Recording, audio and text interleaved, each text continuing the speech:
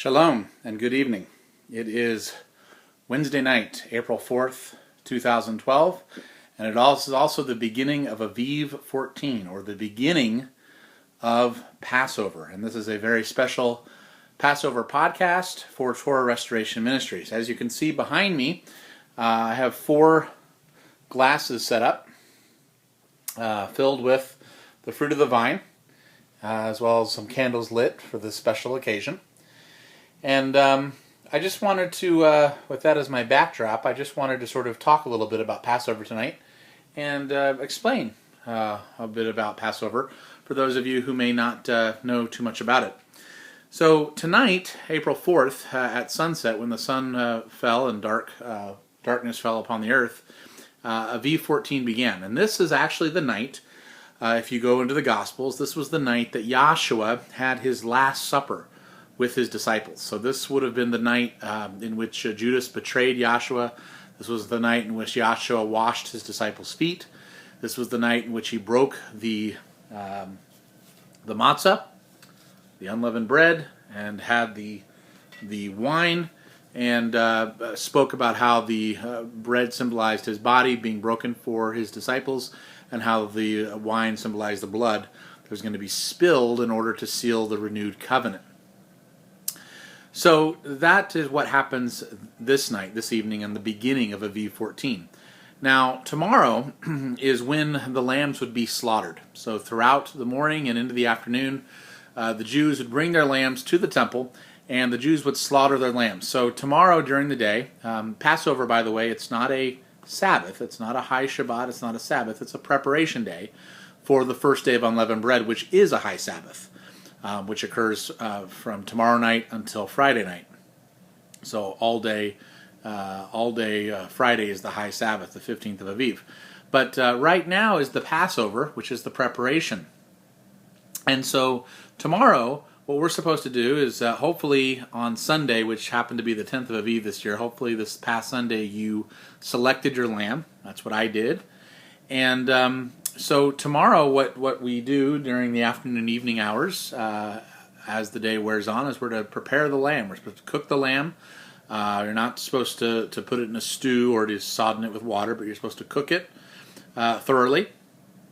And you're supposed to eat this lamb with bitter herbs and with unleavened bread. And you could also add some other things to it. I like to make a special recipe for the, is it called the Korazite, I think, which is the sweet apple mixture that you often find at Seder meals. And it's fun to if you have children, it's fun to have the chocolate coins that symbolize the gold that the Israelites plundered when they left Egypt. So tomorrow night, actually, when Passover ends, as the sun sets and goes into the first day of unleavened bread, that's when you have the Passover Exodus 12 meal. And if you want guidelines on what to have for that Passover meal and what to read, just go through Exodus 12. It's all right there. Earlier this evening, some friends of mine and myself, we joined online on Skype, and what we did is we had 5 glasses of wine and 5 pizzas of matzah, and we read through the 5 gospel accounts. You may say, wait a minute, I thought there were only 4 gospels. Well, we read through Matthew, Mark, Luke, and John, and we read the accounts of the Last Supper. And after each reading, we would pour a glass, take a drink of the wine, and also eat a piece of the matzah. We had 5 pieces of matzah bread, and we would eat a piece, and just briefly talk about each Last Supper account, because they're each different in slightly very varied ways. The 5th gospel is the Gospel of Revelation, and for that we read in Revelation 19. Where we read about the marriage supper of the Lamb that has not occurred yet, but will happen when Yahshua returns for his bride. And it is this marriage supper that Yahshua says 2,000 years ago when he had the Last Supper. That's what he refers to when he says he will not drink of the fruit of the vine again until that marriage supper occurs. So that would be the 5th gospel. And so we had a good time recounting that. We had the music of Schindler's List playing in the background, and it's just sort of a tradition I do to recount the Last Supper and meditate upon the significance of the Last Supper and as it ties prophetically into the marriage supper of the Lamb. And that's how I open the Passover. It's not commanded in scriptures anywhere, but it's just something I do in order to keep the tradition that Yahshua started when he and the disciples opened up Passover. But what is commanded in Torah for us all to do, and what it is a memorial of what Yahshua fulfilled 2,000 years ago, is that we are tomorrow to cook a lamb. We're to eat that lamb with bitter herbs and with unleavened bread. We're to go through the Exodus 12 story and read about the significance of it. We are to meditate upon how Yahshua was slaughtered on the afternoon of the 14th of Aviv. He was killed. He was crucified on a cross. It happened in the year 28 CE. So 28 CE is when this happened. He was crucified. It was Tuesday night when he had the Last Supper with his disciples. That was the beginning of Aviv 14 that particular year. Of course, it's different every year because the calendar is based upon the moon and the equinox and how it all fits together. So Passover occurs different every year. But that year, 28, it was Tuesday night when he had the Last Supper. It was Tuesday at midnight when he was betrayed, going into Wednesday early morning. It was throughout the early morning hours of Wednesday, going into Wednesday morning, that he was bound and interrogated and beaten. It was Wednesday during the day when he was strapped to the cross and nailed and crucified. It was 3 p.m. Wednesday afternoon of Aviv 14 that he died, and they hastily took him off the cross because that evening, Wednesday evening, would begin the high Sabbath, the first day of unleavened bread. So the Jews were anxious to get the body off and get everything done before that high Sabbath began.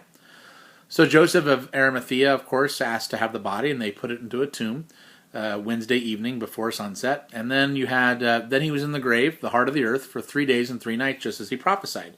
So he was in there Wednesday night, Thursday night, and Friday night, and Thursday, Friday, and Saturday. And he rose Saturday evening at twilight. So just before the Shabbat ended, he rose. So it's Resurrection Shabbat, not Resurrection Sunday. And what's interesting is because we know he was crucified on a Wednesday, that's the only way you can get 3 days and 3 nights between when he died and when he resurrected. There's an interesting mirror that's formed that I'm going to write about actually in an article, but I'll just briefly comment on it, that we didn't have a Palm Sunday, but we had a Palm Saturday. His triumphant entry happened on Lamb Day, the day we select lambs, which that year occurred on a Sabbath as well. So he entered triumphantly on Lamb Day on the Sabbath. He was crucified in the midst of the week, and then on the following Sabbath, he rose.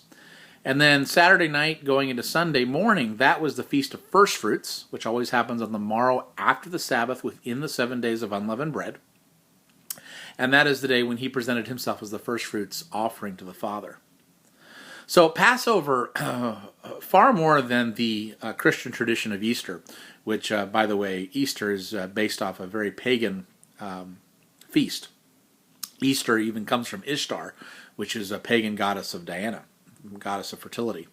A Passover, far more than the Christian tradition of Easter, paints a much more vivid picture of the death, the burial, and the resurrection of Yahshua HaMashiach.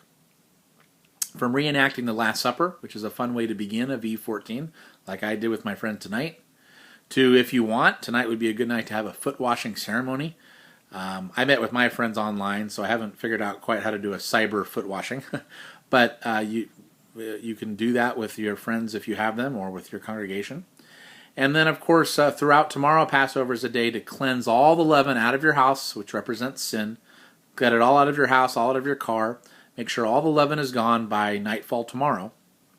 And prepare your lamb, prepare your Passover dinner, and then go through Exodus 12 and actually eat your Passover meal, hopefully with friends and family, tomorrow evening, as the Passover goes into the high Sabbath of the first day of unleavened bread. And then for the next 7 days, from Friday all the way until next Thursday, for the next 7 days, it's the Feast of Unleavened Bread. So we're not to eat any leaven, no yeast, no rising dough, just unleavened bread is supposed to be in our diet, as for 7 days we meditate upon how Yahshua purifies our life and cleanses us from all sin. So I hope this podcast was a blessing to you. Have a wonderful, happy, and blessed Passover. We're going to have articles and resources put up under our Passover section for 2012 on the website, so check that out at www.spiritandtorah.com, and I'll be coming out with some articles as well throughout this 7 days of unleavened bread as we enjoy this wonderful feast of Passover. Yahshua bless, and happy Pesach.